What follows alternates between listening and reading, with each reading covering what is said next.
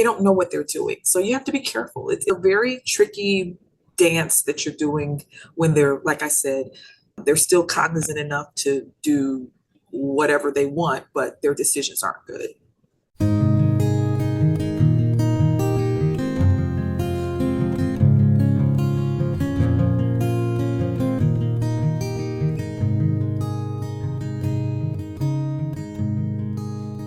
Welcome, friends, to the 8th season of Bereaved But Still Me. Our purpose is to empower members of our community.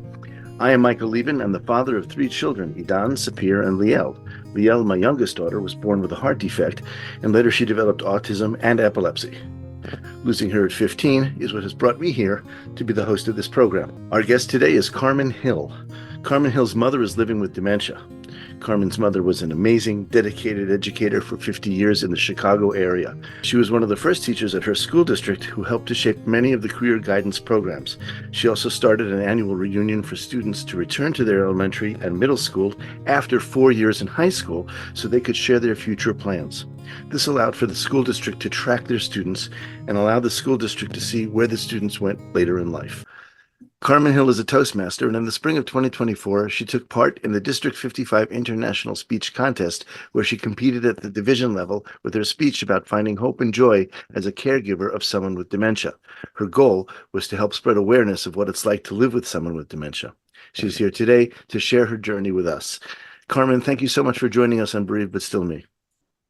Thank you for having me. I'm so happy to be here. Your mother was a very accomplished professional, so tell us how you noticed that she was starting to decline in dealing with dementia. Thank you for asking that. She was such an accomplished person, as you mentioned, and so always very sharp, to the point. You knew what she was saying. She would not miss dates, miss times, miss anything. And one day we had a super big conversation. And what was so interesting was we had come up with some ideas after that conversation.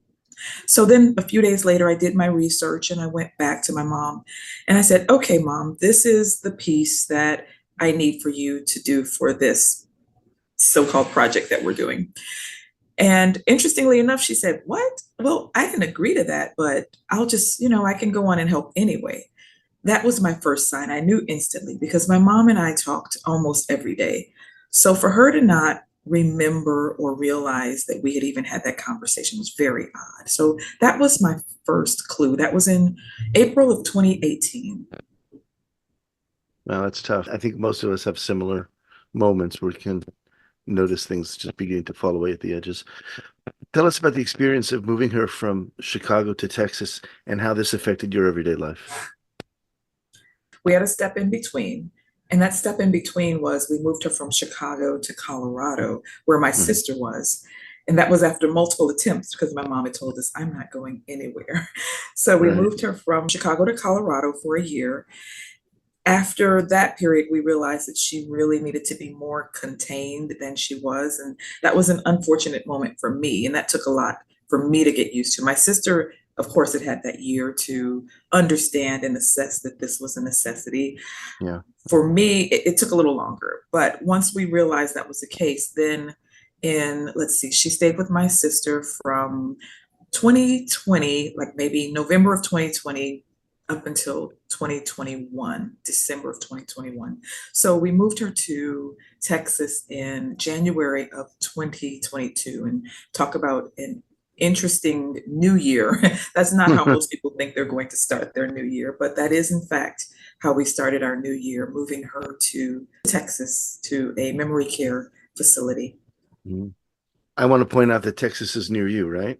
It is. I Okay. am in Texas. Okay, because that wasn't abundantly clear. There's a reason to bring her to Texas. But I wanted to ask you also, what kind of conversations did you have with her when explaining each move? Because each move in itself is going to be a major step. Oh, so that's the tricky part. Yeah. Part of being a brilliant woman as she was that she was in denial. So she thought she had nothing going wrong, even though we kept sending her letters and kept telling her, you've got some stuff going on. And she was basically like, take care of your families because I'm fine. And so that was pretty much the extent of our conversation. By the time we moved her, again, from Chicago to Colorado, where my sister was, and then Colorado to here in Texas, where I am, she was too far gone to understand exactly what was going on without there Mhm. being probably an, a high level of defiance that we would not have been able to manage. So, dementia is real tricky. Sometimes I don't know. There was this stage where they Mhm. know just enough to be dangerous, and that was Right. kind of the stage where we were. She was cognizant enough to sort of make decisions, but not cognizant enough for them to be good decisions. And Right. so, yeah, we kind of had to do some maneuvering to get her to Texas, letting her know she was coming to visit and see her grandkids and hang out with us for a little while. It's always tough trying to figure out how to navigate when they have dementia and they're in that state where you can't really get them to do what you need them to do. Well, I think part of the problem is there is no manual because Yes, everybody's completely different. I mean, we all recognize dementia when we see it, but no one can actually define it in a way that works for everybody else, right? absolutely. Absolutely. When Yeah, you and when that's when you that's yeah, very accurate. when you said just enough to be dangerous, I remember one day my father calling me up. He said, "I put the electric kettle on the gas stove. I filled it with water and I turned on the gas and I watched it melt. I knew it was wrong, but there I was." Wow. Yeah, Wow. just enough knowledge to be dangerous. And that was Mm. fairly early on when he was still mostly him, but things like that would happen. What's the hardest part of seeing your mother decline? What are you and your family trying to do to help your mom? Oh, the hardest part, I think, for me is that people don't know who she was. People don't know the amazing things that she accomplished when she was an educator, and Yep. particularly when she took on the role of counselor. And it's even hard because she doesn't realize that she was this amazing, phenomenal being. There was this point where she was beating herself up and saying, "Why am I so stupid?" and "God doesn't love me." And she'd say, "Well, you're the smart one. I don't know any of that stuff." And it was so hard to hear her Mhm. say that because the reality is anything but also in the memory care facility, some people do a better job of understanding her, whereas others just kind of move through the day for a paycheck. So I'm always quick to let everybody know, like when they have new people start, let me tell you who my mom was in her past life, because I want them to understand who she was and give her that reverence that she is due. So that's a Yep. lot of what I spend time doing, making sure that she is given the accolades and the reverence that she is due. You are listening to Bereaved But Still Me. If you have a question or comment that you would like addressed on our program, please send an email to Michael Lieben at michael@bereavedbutstillme.com. That's Michael at bereavedbutstillme.com. This content is not intended to be a substitute for professional medical advice, diagnosis, or treatment. The opinions expressed in the podcast are not those of Hearts Unite the Globe, but of the hosts and guests, and are intended to spark discussion about issues pertaining to congenital heart disease or bereavement. One concept that we've talked about a lot by producing the grief podcast for the last 8 years is anticipatory grief. That refers to the feelings of grief or loss that you may feel before the loss actually happens. Can you talk to us about how watching your mother decline has contributed to your anticipatory grief? So, anticipatory grief for me, I think I play out a little different than a lot of people, which may be why I was able to put together the speech that I did for Toastmasters about my mom. I have a strong Christian faith. And so, from that perspective, it allows me to always kind of have that leaning on God and knowing that we're being watched over and kept Mhm. even in these trying times. So, that's the piece of what we're going through right now. And when I look back, I'm so grateful because I see so many instances of that faith playing out. Now, as far as anticipatory, I know there's no way for me to be ready for what's going on. And it's funny that you say that because sometimes she'll have like a decline and I can never tell if that decline is due to the disease or if it's due to she's just having an off day. So I'm constantly going back and forward in my head. Is this decline or is this just a bad day? And sometimes when I watch her sleep, I wonder when she takes her last breath, is that going to be how she looks? And it's an odd, obviously, statement for someone to make, unless you've been where people who have loved ones with dementia are, and you're moving and progressing like we're progressing. So I guess I've just learned to live in the moment, because to go too far out and anticipate what may happen, I don't know. I can't, I don't want to put my effort and energy on that piece, because that will play out how it plays out. And I'm not going to have a role in that other than to keep walking my mom through her journey. So that's the best I could do for now. Let me just add there is no weird or wrong statements or feelings. It's what we feel. And you are definitely not alone in that. Having seen my father pass 17 years before my mom, I know that always in the back of my mind was, is this it now? Or is it, when is it coming? Mm. How? What will it be like? And in her last days, she did look more and more like my father, the way she was breathing. And there are difficult moments and there are difficult thoughts. And it's very human to want to be able to anticipate and be ready for it as some form of, I think, defense for that moment.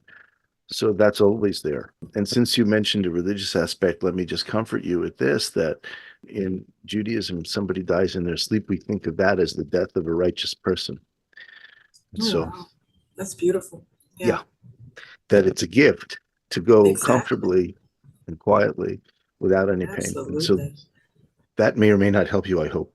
I hope it does, but we'll see. Very much. Very much. Now, you talked about your sister. How did the two of you decide when and where to move your mom over the years? Oh, wow. So I have a twin sister, Oh, and that little piece, I think, helps because we've always, to some degree, been in lockstep when it comes to conversations and decision making. Now, we do make decisions differently. I drag things out a little longer because I think with my heart, she's very practical. And it's just been an amazing combination, her practicality and my desire to make sure that we thought through all the aspects of what would my mom really want. And so it's been good. She was the one who figured out, of course, she had had my mom for a year and had seen the ups and the downs and things that were problematic. And so she was able to see when it was time to move my mom. Now, of course, I had not been there. I had traveled and visited her often, but there's no substitute for actually being in the trenches. mm-hmm. And so when it was time to move her, she said, Mom really needs to be moved. And I said, but no, I don't want to move her. And it wasn't until we did finally move my mom and we could not get her in the facility because remember, we were right in COVID. And so we could not get her in the facility until her COVID test cleared, which was like a 2 or 3 day period. And again, I talk about, my spirituality. That was that time that I was given to wrestle with and see, yeah, it really is time. She kept trying to leave the hotel. And of course, the hotel was right next to a busy street. So, these were those moments that I really needed to understand that it is, in fact, time for us to put her at a place where she was safe. And that became our primary mission, to make sure she was safe. Right. How did you feel being so far away when she was in Chicago, though? I was not comfortable. Yeah. So again, 2018 was when we noticed it. She was still functioning pretty well 2019, although she had started calling her sister at weird hours. So we were all noticing there was something a bit going on, but she was still able to carry on her perfectly functional conversations. So most people would not have noticed. And of course, she did a little bit of the same with me. It was June of 2020 when I could not reach her. And she was talking real kind of off. And of course, by then everything had shut down. So she didn't have that network that was able to intercede on our behalf. And that was the moment that I realized that this is not okay. And that's when I flew up there. And I did send a friend, thankfully, who went up there and was able to be with her till I got there. And when I got there, I stayed for 3 months because I said, there is no way she can stay here by herself any longer.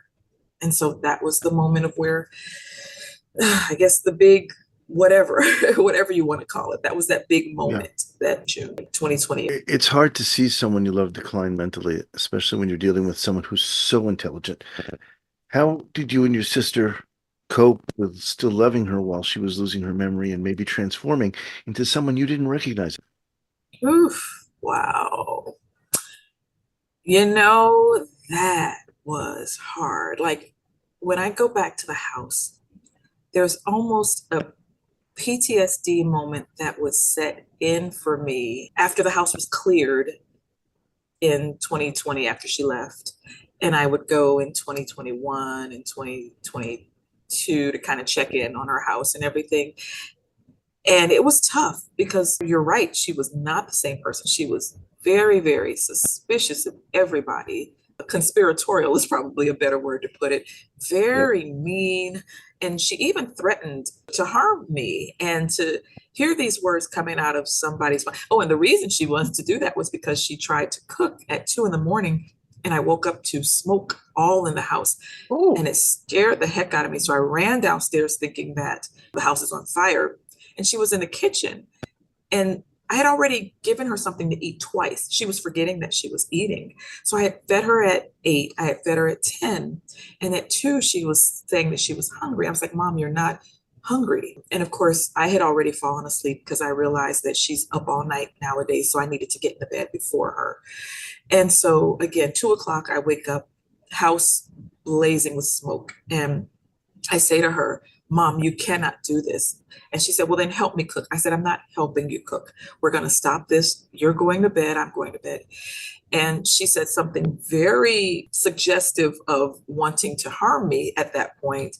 And so I was terrified to go to sleep because I did know that there was a gun in the house and we could not find the gun. So it was this tricky moment in time where she was not herself. We were all the enemies. And I still loved her through it, of course, but wow, those were some tough times. So yeah, you kind of have to keep remembering who they were and know that this person that they're becoming, they don't know what they're doing. So you have to be careful. It's a very tricky dance that you're doing when they're, like I said, they're still cognizant enough to do whatever they want, but their decisions aren't good. If you've enjoyed listening to this program, please visit our website, heartsunitetheglobe.org, and make a contribution. This program is a presentation of Hearts Unite the Globe and is part of the Hug Podcast Network. Hearts Unite the Globe is a nonprofit organization devoted to providing resources to the congenital heart defect community to educate, empower, and enrich the lives of our community members. If you would like access to free resources pertaining to the CHD community, please visit our website at congenitalheartdefects.com for information about CHD, hospitals that treat CHD survivors, summer camps for CHD families, and much, much more. Karmon, you discovered your mother was starting to have trouble when she would fluctuate between lucidity and confusion. What are some of the things that we can do while we're healthy to help our future caregivers? Wow, what we can do, number one, is to take care of the power of attorney. That was very helpful for us. And it's kind of twofold. You don't want someone having total power and total control over everything. I get that. But there's also like living revocable trust. There's power of attorney. It's having these conversations with your family. I think we need to stop making death and getting old taboo. Now, here's the tricky thing that we always say, that my mom planned for death, but she never had everything laid out for us to know exactly what to do. But my mom never planned for a life with a disabled state. And that's what we now find ourselves in. So if you can get any type of insurance that may assist for long-term care, that's an option. Definitely, like I said, power of attorney. If you can get your loved one to agree, maybe start having that conversation early. Definitely with people that they trust. That's the whole thing. And make sure that whoever is power of attorney, the family agrees that that's a trustworthy person. Because a lot of things can boil up in families, I've noticed. Oh, really? Well, luckily that's not our family, but That's a yes, whole episode all by that's a itself. whole different. That's a whole different episode of families mismanaging, etc. But those are the biggest things. And the last biggest thing that I want to say: find your tribe. Find that network of people who can intercede on your behalf when your loved one doesn't want to do what you want them to do. Find those people who you can talk to. Yeah, that's going to be huge. Those people in that space. Find those healthcare professionals that you trust. And of course, there are so many more resources out there. If you just Google dementia, and for me, finding a place for my mom, I went through a place called A Place for Mom, and they were super helpful at helping me find resources of memory care facilities, where to put my mom versus assisted living, which, we were too far gone for assisted living. So A Place for Mom was a really helpful place as we were looking for locations for her. So those are just a few of the things. Absolutely. And I think finally, above all, anything you get, whether it's power of attorney is, of course, a contractual obligation, but any wishes or anything that your mom is feeling now, get it in writing, get it down so that you have it for later. Because Absolutely. if you have the bigger your family, then the bigger the conversation has to get necessarily. So always make sure that everybody is literally on the same page and get everything you can written down. Absolutely. Now, I'm sure it was difficult for you to move your mom from her home to Texas. What advice do you have for other adults who need to take care of loved ones when they don't live in the same town or even the same state or even the same country anymore? And I've seen all of that happen in my lifetime. So what happens? Wow. Again, that tribe, your community, those people who can be there on your behalf and really let you know what's going on and what they're seeing. I can't stress enough how important good people are throughout this part of the journey. I would also say check in more often than you used to. If you used to do once or twice a year, well, you may be doing now maybe 4 or 5 times a year initially, and switching off with other loved ones. Maybe every couple weeks there's somebody there at the beginning when they're still able to be in their house. There's a lot of home health care agencies that may be able to come out and assist as well. Stuff costs money, it's tricky, but there are also some other resources I think that you can start to put in place as well. As far as when it's time to move them, it's tricky. For us, we had to go under the guise of, we're going to visit your grandchildren, let's take a trip. And that was the start of her being where she was. Like I said, it just gets very dicey. And I know that each family has to do what's best for them. Of course, you can apply for guardianship, which is another option, but that one can be drawn out, and that one really drags your loved one into it to be able, and you have to basically prove that they are not capable, which, they always seem to pull out lucid, right? It's like your car doesn't work, and then you take it in and it works fine. Exactly. That's the same thing with, when they get in front of somebody, they're going to seem like the most lucid, and it's going to seem like you're the irrational one. So so you just really have to be careful in how you go about moving them. At those moments, though, you kind of hope that the person who's making the observation understands that. Absolutely. Absolutely. Yes. Lastly, let's talk about what you've learned over the years of living with someone suffering from dementia. What words of advice do you have for those who are currently living with someone like that?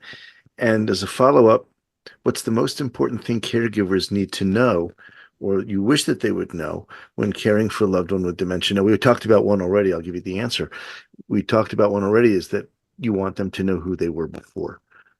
Absolutely. But on a day-to-day working level, what advice do you have for families now who are living with dementia in their lives? I think the biggest advice I can offer is offer that person who is going through dementia a whole lot of grace. Don't say things to them like, you remember when, no, remember, I keep telling you, we just talked about this, you're trying to force them to do something that they are no longer capable of doing. And it's Mhm. very hurtful and harmful to that person who is already trying to keep all these balls in the air. It's like my mom was juggling until one ball slipped and then she wasn't. And to try to make someone with dementia be that same person that they were is just not fair to them. And it's not fair to you. The biggest thing I've learned is to offer her grace, be in her world, not mine. And I've become a fantastic storyteller as a result. And to some people would say, oh, I would never lie to my loved ones. But there's going to, it's like my grandmother used to say, live long enough and you'll see what you'll do. There's a point that comes where you have to tell them what they want to and need to hear for them to be happy. It's no longer about your happiness. It's about their happiness at that moment. Like, let them be happy, leave them Yeah. alone. Just let them be them, who they are, that new person that they're evolving into, and go along with the journey. It's okay to be fanciful when you talk to them. And my mom's thing is she's always nervous about stuff. So, if she pops up, she'll say, what was that sound? And I'll say, oh, that was just me. I just was folding clothes and I accidentally dropped such and such. I do whatever I need to do to make her world be Sure. comfortable and okay. Sure. I'm going to throw a curveball at you. Do you find that when someone suffers from dementia, they're not really the only one who suffers, but that everyone around them, in some sense, is going through that dementia with them and suffers no less? Oh, I'll go a step further. When they get far enough, they're not suffering at all. They don't realize what's Point going taken. on. Yeah, and now of course up to that point, like I said, my mom was saying, she knew she was changing, but after a point, she's fine in her head right now. It's the rest of us who are blazing idiots at this point, according to her. So everybody suffers with someone who has dementia. The problem is that sometimes we take our suffering personally, and we have to be careful of that. That's not the moment to try to be a martyr and say, oh, she was so horrible to me. Like one time my mom told me, because I tried to move her out of her chair, and I won't say the real word, but she said, you've got to be the dumbest bee ever.